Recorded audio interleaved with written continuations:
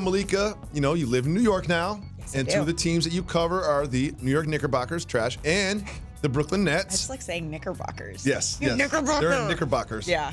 I have a theory about the Nets and Kyrie Irving. All right, I'm just going to leave it now. So the Nets, they've been up and down. They're not exactly playing up to expectations. Kyrie Irving is looking at his homeboy KD in street clothes, and he's like, that looks like fun.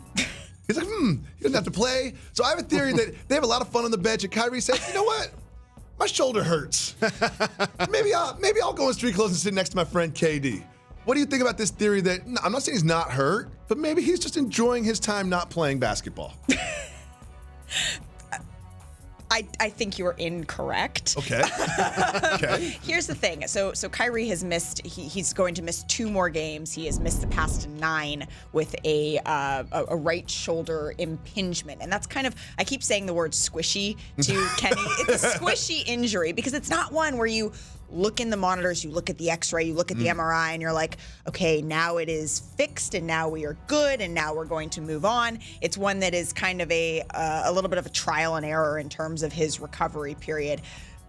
They say they feel better about it than they did last week. Kenny Atkinson said yesterday that he feels like Kyrie is getting closer, he's getting better, he feels like they finally turned a corner, and they're seeing kind of light at the end of the tunnel.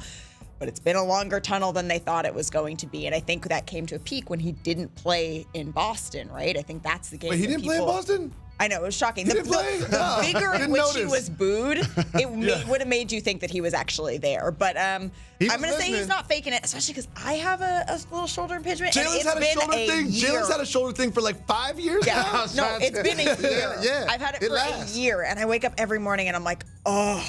I mean, but I still go to work, so it's. I thought I would be the only one taking shots at Kyrie. I don't have to shoot basketball for a living. I will say that, but yeah, no, it's a real thing. It's just a matter of pain tolerance, and that's what makes it tough. It's not like, oh, your broken bone is healed. Time to get back on the court, So they were 42-40 last year. You add KD and Kyrie.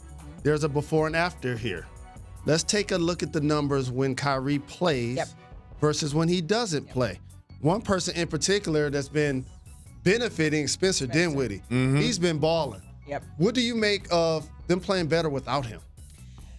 I think that Spencer has a lot of institutional knowledge, right? He's played in the system for a long time. And so on the one hand, you could say, okay, Kyrie is a problem in the locker room. And that is one fair way to look at it, just based off of what happened in Boston. But the other thing to look at is just the fact that Spencer's been around a while. He knows what Kenny Atkinson wants. He's familiar with some of these players that he's out on the court with. He's familiar with the system, and he's kind of risen to that occasion.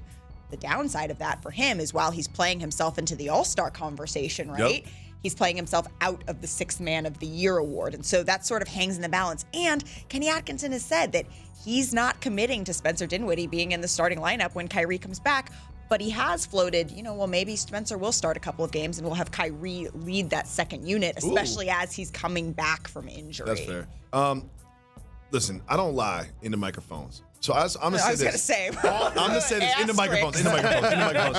Raise your hand if you read the entire Instagram post that Kyrie posted after when he didn't play against the Celtics. I did not read it. Oh, raise your hand if you didn't read it? If you did not read it. Oh. I didn't read the whole thing either. It was too long. Yeah, it was too long. It was way too long. It was just I needed to get my glasses out for some of the smaller print in there. That's more the case. It was just like a lot of this going on. And we were debating whether or not to read it on air, and it was like, let's just put it as a full screen graphic because this is too long. We can't. It's an hour show. We didn't have time to read it.